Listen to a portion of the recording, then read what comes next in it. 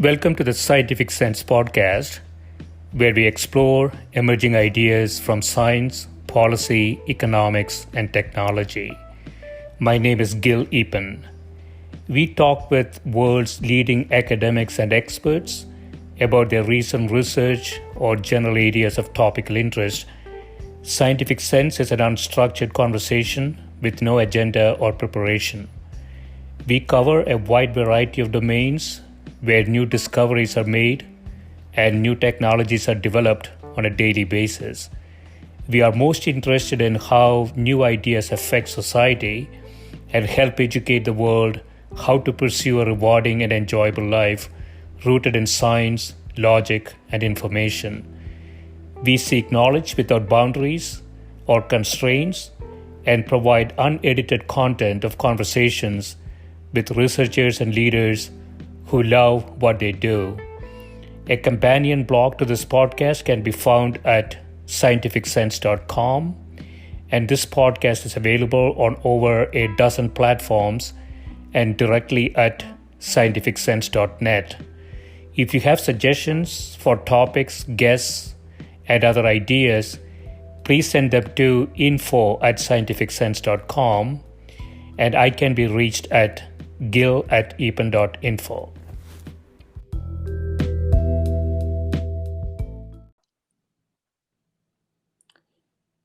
My guest today is Professor George Perry, who is Professor of Biology and Chemistry at the University of Texas at San Antonio. Professor Perry is recognized in the field of Alzheimer's disease research, particularly for his work on oxidative stress.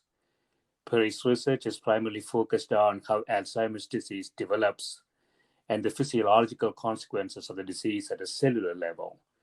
He is currently working to determine the sequence of events leading to damage caused by and the source of increased oxygen radicals. Welcome, George. Well, thank you very much, Gil. You have done some really fascinating work in the area of Alzheimer's disease. Before we get into it, I just want to get a general sense of, kind of prevalence. So dementia is sort of a superset of number of different diseases, right? Correct. And what's the general prevalence of dementia in the U.S. and the world in general? In the United States, over 5 million people, close to 6, have what would be classified as Alzheimer's disease. Yeah. It's an age-related disease, and it's responsible for about 60% of the dementia of the aged. Okay. The risk of having Alzheimer's disease prior to the age of 60 or 65 is really quite low. Mm-hmm. But after age 60, the incidence and therefore the prevalence increased dramatically. So that while it's only maybe 1 or 2% at age 60, at age 85, it could be 30 to 50% of the population suffers from Alzheimer's disease. Okay. And do we see any difference or variance in prevalence rates across different countries or regions? Yes, but it's not so easy to dissect this. Okay. Reason being that dementing illnesses are so sociologically driven. Yeah. Dealing with expectations, ability to diagnose people, etc. There are indications, but a lot of countries who felt that they didn't have Alzheimer's disease at all, 30 or 40 years ago, China said it didn't, which is not true. China has a significant number. I know in India, there's some indications it could be lower, but I think those have not been well substantiated.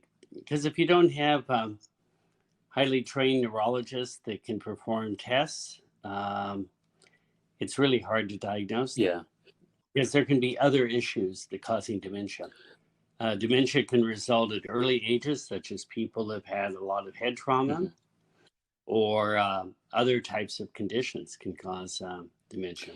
So I guess the diagnosis rate would have increased over time. So it's difficult for us to say if the disease rate is increasing with time, right? We would not have picked this up maybe 30, 40 years ago? Yeah, it's difficult. I mean, some indications, certainly realization of Alzheimer's disease is increased greatly in the last 30 years. But that's related to greater ability to diagnose, appreciating that not everybody that becomes aged has cognitive decline. So it's complicated. Um, there are some indications that it may be increasing, and it could be driven by some lifestyle changes, which is greater obesity, greater amounts of diabetes. But it's difficult to sort that out. The big difference is that people live longer than they used to. Not so much that people died at age 30, which is not true. Um, the If you look back a century ago, the average age that people lived to was like 35, 40. But that's a combination of people living to 70 and dying and children. Right. What happens now is very few, in most countries, children don't die, and people live at least to the 70, but they also live beyond 70 into the 80s. That's a very common feature. And when people live beyond the age 80, their chance of having Alzheimer's disease is very high. Right. So that every time you add 5 extra years to life, if nothing else changed, you double the chance of having Alzheimer's disease. Right. Yeah. So my understanding is that the early therapies sort of targeted the plaque or the amyloid-beta aspects, deposition or whatever in the brain, and much of those therapeutic targets or therapies didn't really work, right? Correct. The very earliest therapies were based on the model that was very effective for Parkinson's disease. And that was using neurotransmitter supplementation. In the case of Parkinson's disease, people take L-DOPA. It doesn't cure the disease, but it provides symptomatic benefit for several years. And that's what was hoped to be the case for acetylcholine. Yeah. And those therapies are the currently approved ones. Aricept and others work by that mechanism. And then subsequent to that, people worked on trying to develop a disease-modifying agent. And that is to change the course of disease, either to cure it or to delay it significantly. And those mainly focused on amyloid, and so far they have been complete failures. Not slightly successful. Even the one that's considered to be somewhat successful, which Biogen may get approval for, if you look at what the data is, it's very marginal. Right. Yeah, I remember Aricept from my Pfizer days in the 90s. And is that still something that is going? The amyloid still the dominates. Aricept.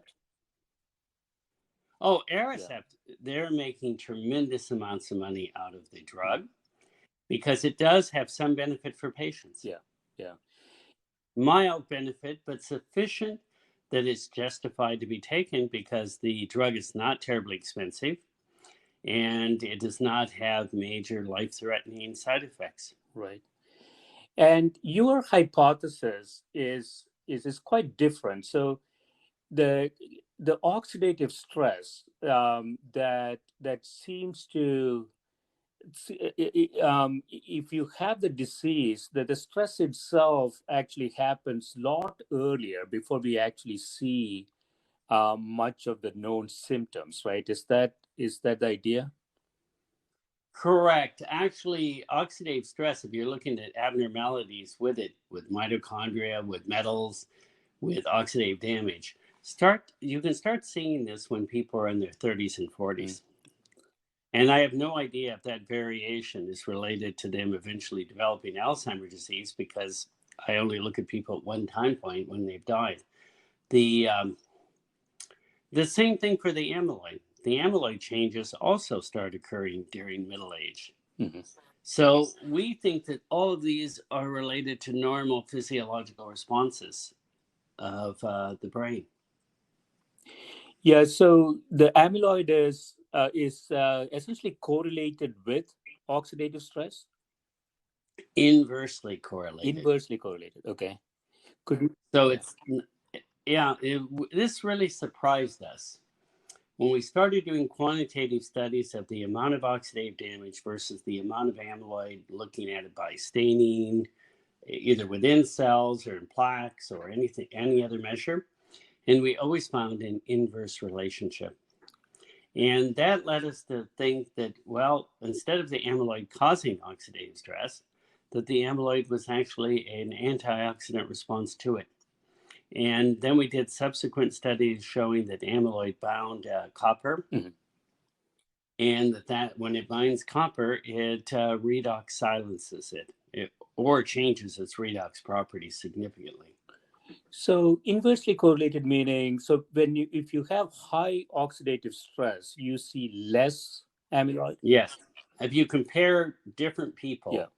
you'll find that those people with the highest amyloid have the lowest oxidative stress. So during the course of Alzheimer's disease, a person having it, late phase Alzheimer's disease, oxidative stress is extremely low. Okay. And the highest levels occur early during the disease. In fact, just prior to clinical onset, during mild cognitive impairment is the highest period. And the amyloid continues to increase during the course of the disease. Slightly different depending on your ApoE genotype, but it still tends to increase. And so the hypothesis is that when oxidative stress happens in the brain, amyloid production is sort of a defensive mechanism. Exactly. Okay. In other words, it's much like inflammation. It marks something that's abnormal. Yeah. So it's marking that there's a problem, but it is not the problem unless it's overstimulated. So it can be very much like inflammation. Inflammation is part of a repair response, but it also can cause damage along the way. So we've been trying to look at that mechanism for amyloid for a number of years, dealing with mitochondrial dynamics because mitochondria contain amyloid. Yeah. And also in terms of metal redox chemistry, which is more complex than what I said, the redox silencing. That's the part we published. But actually, when amyloid binds copper, it changes its properties significantly. And it looks like it converts it into some type of an antioxidant. But even that's more complex than that in some recent studies we've done, because there is conversion to very unusual metal redox states. Okay.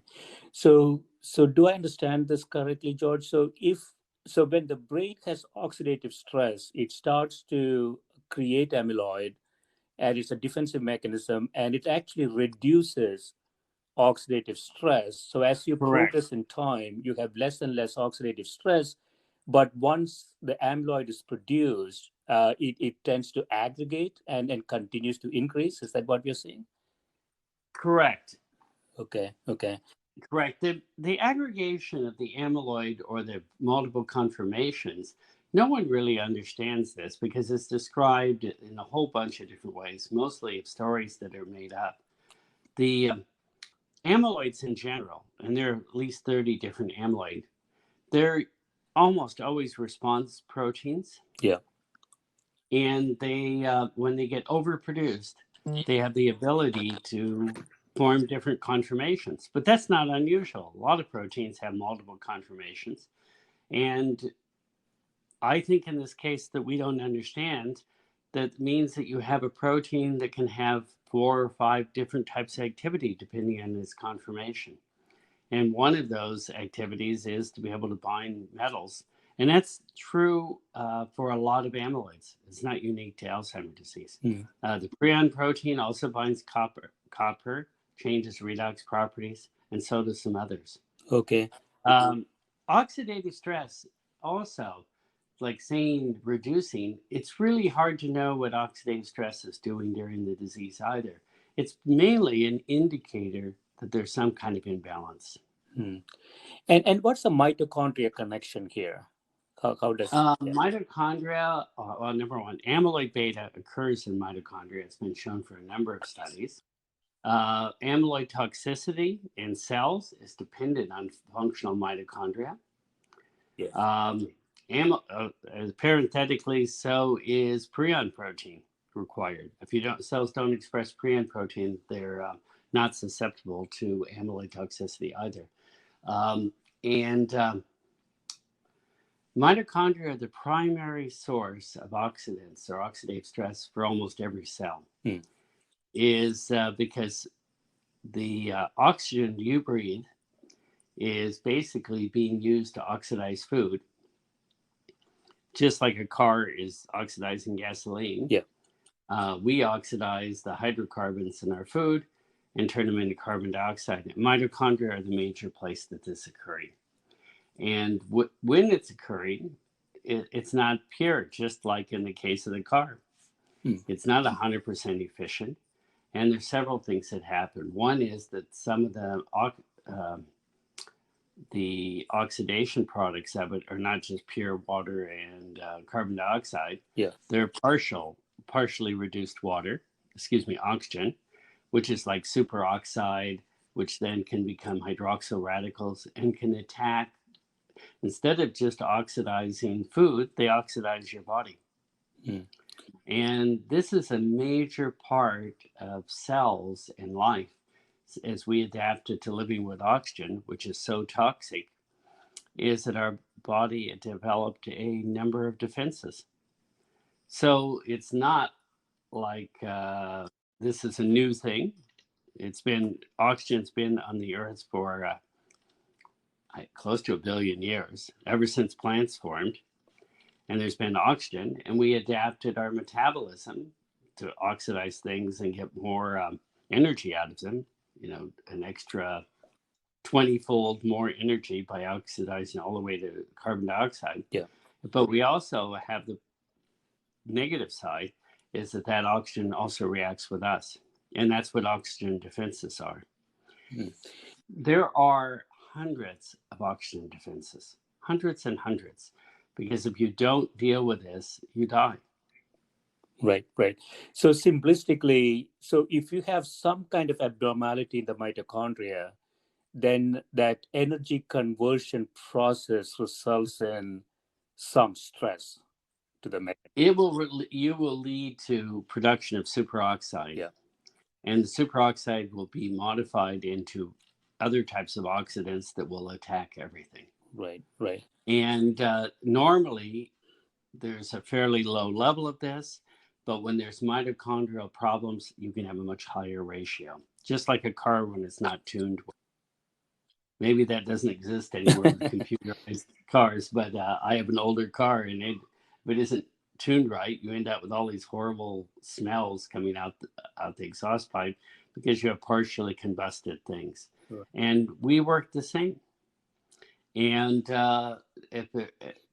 when you have more of this, so mitochondrial is a primary source of radicals, but in order to have oxidative damage, you also need to have catalysts to cause that damage. And the mitochondria, for its normal metabolism, uses copper and iron. That's how it actually oxidizes your food. But so does oxidative stress, and oxidation of products use copper and iron. Trace amounts. It does not require increases in copper and iron in order to have a problem. It requires relocalization, reorganization. So the mitochondria found elsewhere in the body, is it exactly the same as found in the brain? I don't know if exactly the same, but pretty much the same. Okay. They all are organelles that have properties very similar to bacteria. There are major problems, and that's something we've published a lot in about mitochondrial problems, that you see mitochondrial breakdown products accumulating within neurons at risk of death during Alzheimer's disease. So you see mitochondrial DNA all over the cytoplasm of large neurons. You see changes in size of mitochondria. You'll see mitochondria not so well dispersed within the cell. And a lot of this has to do with microtubule density and transport. It also has to do with fusion fission properties, because the fusion fission proteins are altered in content. And those are things that we were the first to document. Yeah. Things I mentioned. So is mitochondria abnormalities something that we can test for? Yeah, you can test it even in peripheral cells. The fibroblasts and we've studied, and other people have studied blood cells. Yeah.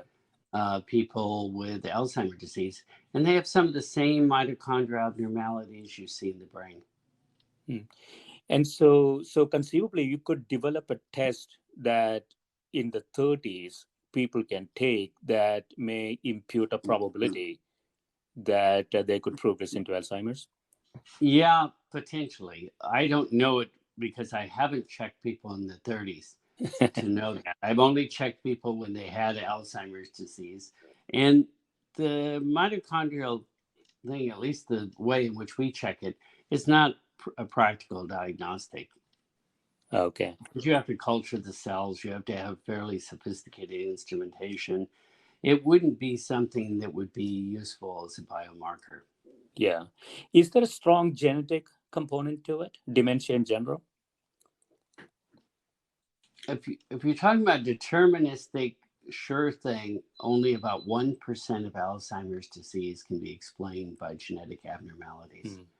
If you talk to geneticists, they'll tell you it's 25 or 50%, but those are made up numbers. Okay. They really don't know that. So there are 3 genes that are really deterministic, and that's amyloid precursor protein itself, the precursor to the amyloid, presenilin 1 and presenilin 2. And if you have mutations in those, you're very likely, well, essentially, you're going to develop the disease. But those are rare families. I mean, they're well studied, but they're rare families, and they generally have a very early onset. Yeah. The more common type of Alzheimer's disease, which is late onset, there's one genetic factor that's important, and that is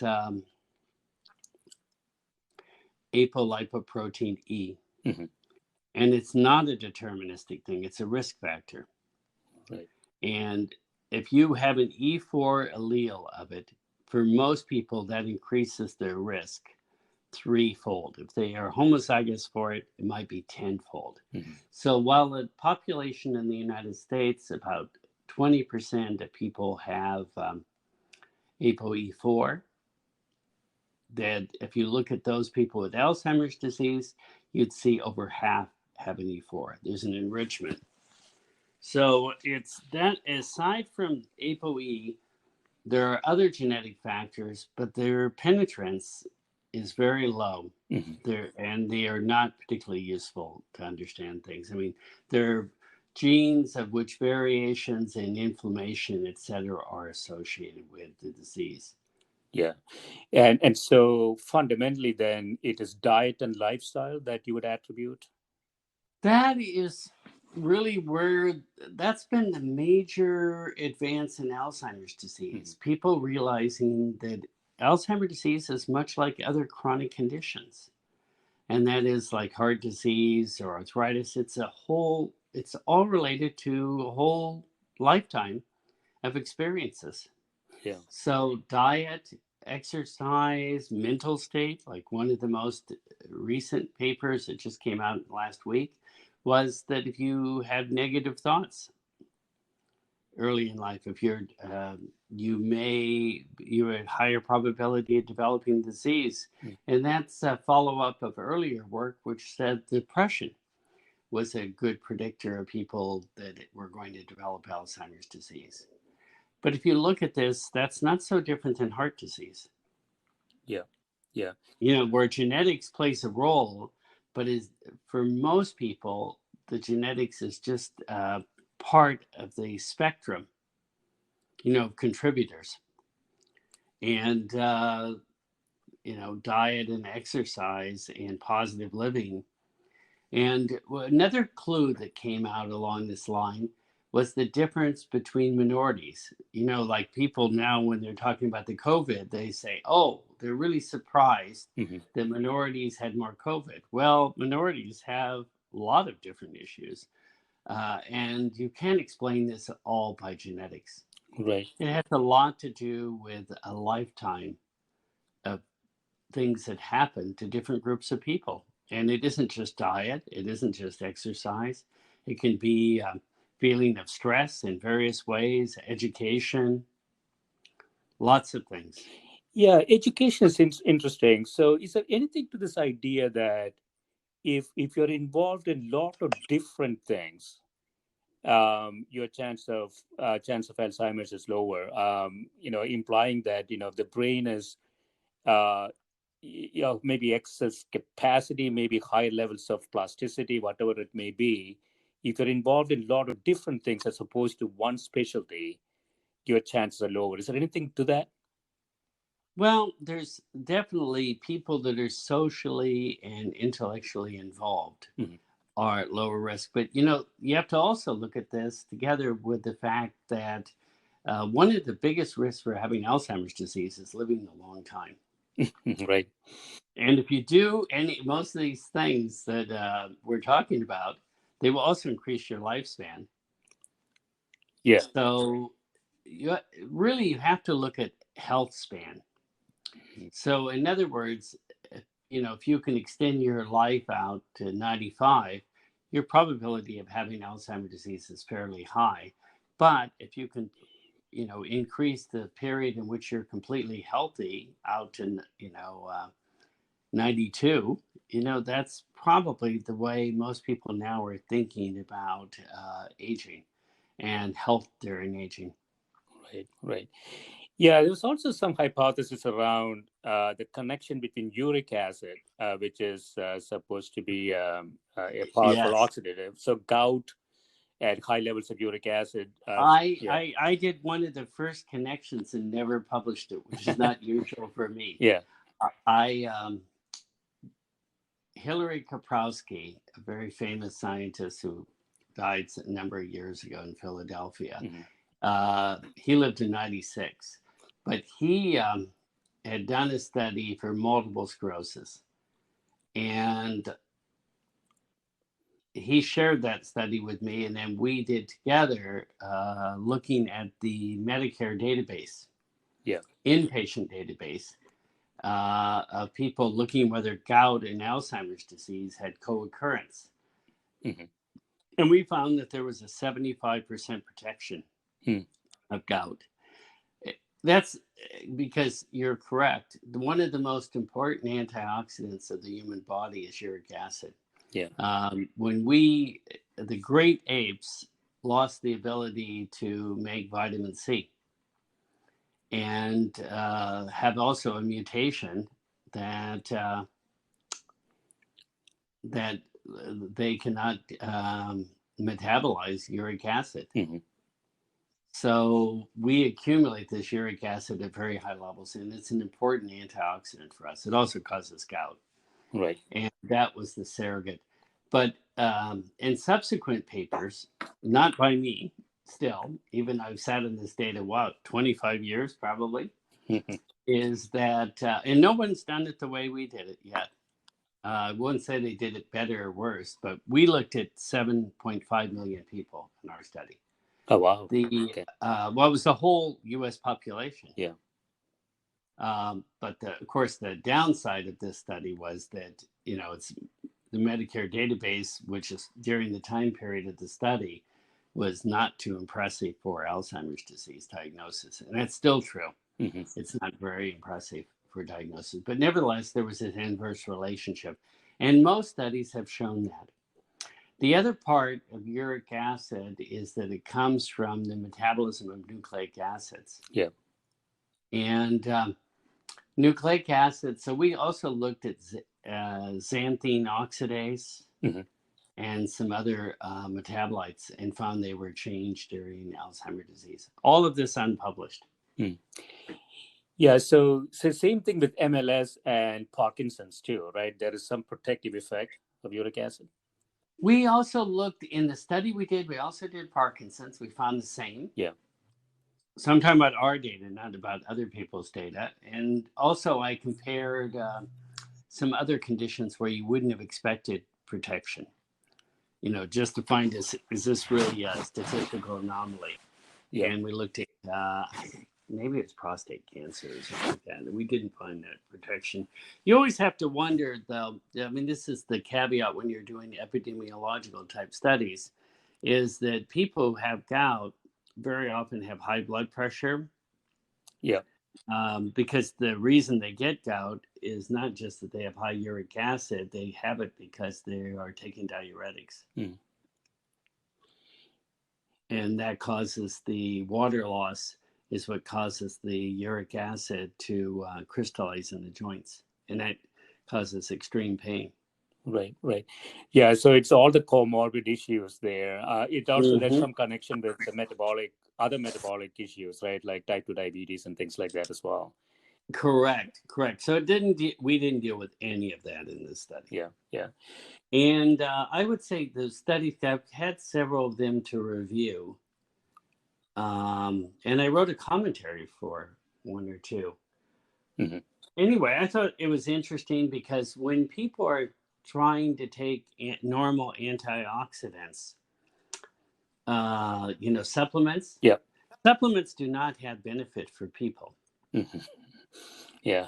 Even though I take them, okay, I take them as a placebo. Yeah.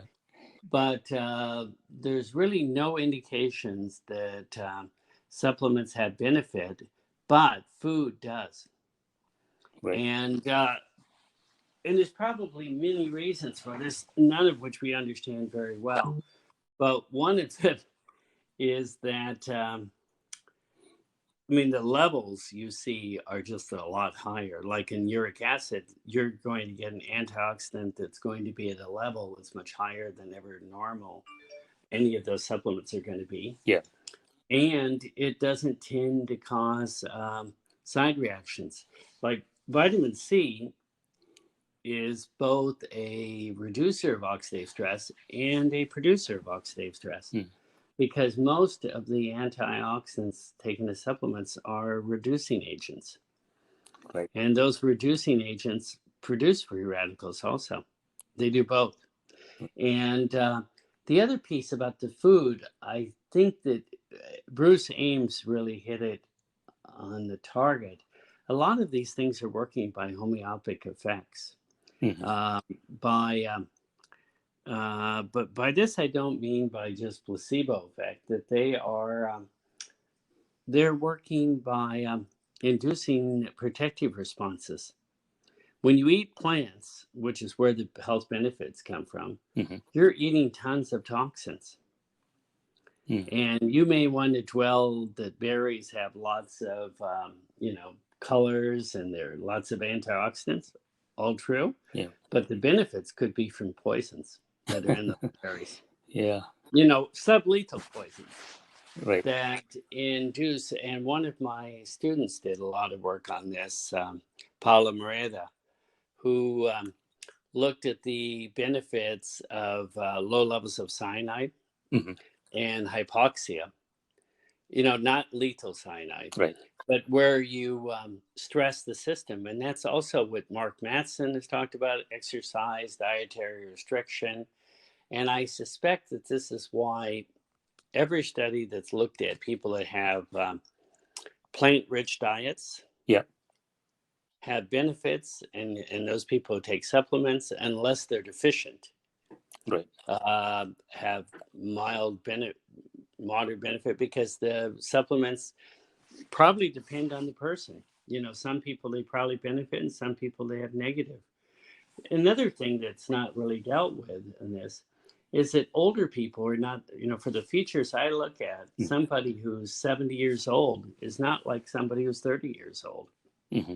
It's not just that they have wrinkles on their skin.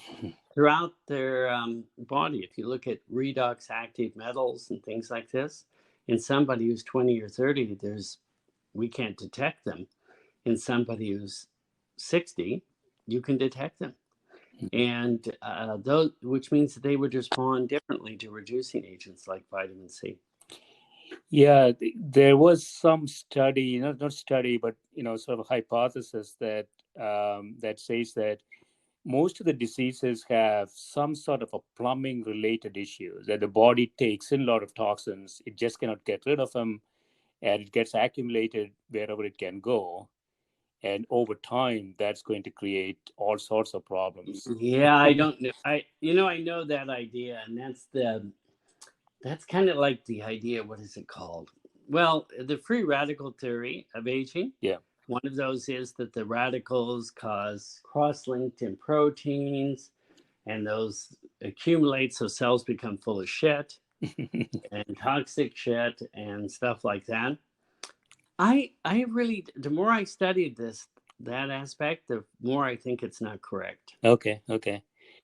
Because that idea is based on the idea that cells accumulate lipofuscin Hmm. and lysosomal products. Yeah, we do see lysosomal products accumulate, but it's not number one, they're mostly not cross links. Yeah. We've made some of the very first reagents that can detect cross links, and they're not present in lipofuscin. They're present in other compartments of cells. So they're there. And I think lipofuscin is part of the detoxification pathways of cells. And as people age, Hmm. that becomes more important, but cells can get rid of the stuff. But if they got rid of all of it, then they wouldn't have any place to put the stuff while they're getting rid of it. Right. Yeah. So, because I don't see that much difference in lipofuscin between Alzheimer and control Hmm. in the quantity. If you look at EM, it's very subtle, the difference. They're larger. They're very different in the sense of metals. Yeah. The lipofuscin, people with Alzheimer's disease are full of iron-containing particles, magnetites. And normal people, especially young people, don't have that. Right. So they look very different. If you look at a high resolution piece, if you ask really more specific question, but if you ask the gross question, is there just more lipofuscin? Neurons are full with this stuff. I mean, I'm trying to think of the number because I have the measure. Maybe it's up to 10% of the cytoplasm of a neuron is full of shit. And that doesn't make sense either. You can't, why would you put in such an important cell something that does nothing? Right. Yeah. So For normal people, right. okay? People that have mutations, like Batten's disease or some of these storage diseases, I understand then you can have accumulation because you have something that's not part of evolution. But, people are really well-adapted people. We're well-adapted organisms. That's why we're taking over the earth. We may have a population collapse in the future, but we're everywhere. Right. Yeah. So in conclusion, then, George, if you look forward 5-10 years from your research and elsewhere, where do you think we will be from an Alzheimer's disease diagnostics and treatment perspective? I think in terms of diagnostics, I think that we're going to improve greatly because the imaging techniques continue to refine. Yeah. And although the ones that are now the big advances may not be that useful from a public health standpoint because they're pretty expensive. They're PET, positron emission tomography. They require a lot of sophisticated instrumentation. They're very expensive. But there will be biomarkers either from saliva or from maybe cerebrospinal fluid, although I think that's not going to, it'll have the same problem as PET. It won't have general acceptance throughout the world. So I think there will be better diagnostics. There's also a move to define the disease by biomarkers, which I think is very negative. So negative in the sense that Alzheimer's disease is a clinical disease. It's when people have cognitive problems. And it's not when they have amyloid. Lots of people have amyloid in their brain are completely normal. And so I think I'm a little concerned about changing the definition to something that isn't clinically meaningful. The part about treatment, it really depends on if if Biogen gets the approval, which I think is highly likely. Yeah. And they try refining something that's only going to work at the margins. So I've been critical of the amyloid theory in writing, at least since the year 2000. Yeah. And I never said it wouldn't completely work, because you're dealing with a response. And if you modify that response in some way, maybe you increase it or change the timing, you might have an effect.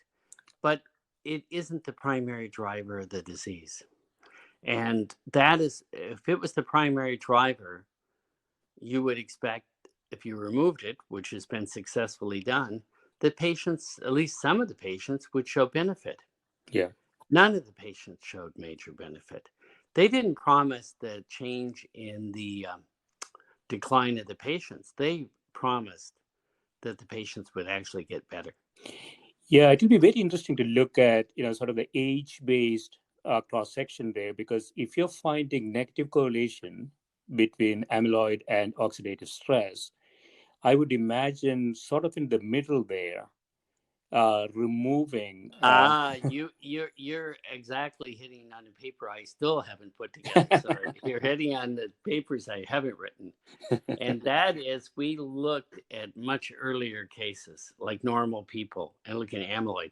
Yeah. And we found prior to having the disease, there's actually a positive relationship of amyloid to oxidative stress. Right. In other words, if you look at 50-year-old people and people like that, you see a weak positive relationship. And what happens is it changes when the people have onset of the disease.